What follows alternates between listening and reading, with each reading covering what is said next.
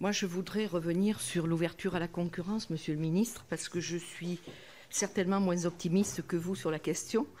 Donc, je voudrais rappeler que la mise en concurrence, elle est possible depuis décembre 2019 et elle devra être mise en œuvre au plus tard en décembre 2023, à la fin des contrats d'exploitation. Les conventions entre les régions et les opérateurs pouvant être conclues pour une durée de 10 ans, on en déduit que la SNCF, autorité organisatrice, peut rester autorité organisatrice dans le meilleur des cas, jusqu'en 2033. Parmi les régions volontaires, vous avez parlé de la région PACA. Transdev, effectivement, a obtenu le lot Marseille-Nice à l'horizon 2025.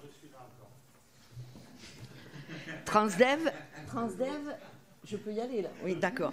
Transdev va percevoir 10 millions de subventions avant même que roule le premier train. La première circulation est prévue en 2025.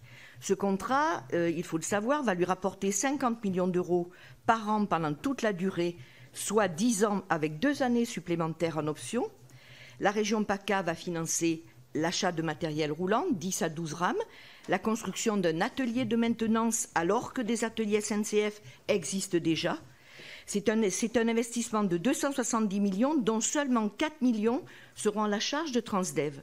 Le coût du kilomètre train est aujourd'hui de 15,80 €. Il sera de 20 € en 2025, soit 25% d'augmentation de la subvention publique. Alors ma question, elle est simple.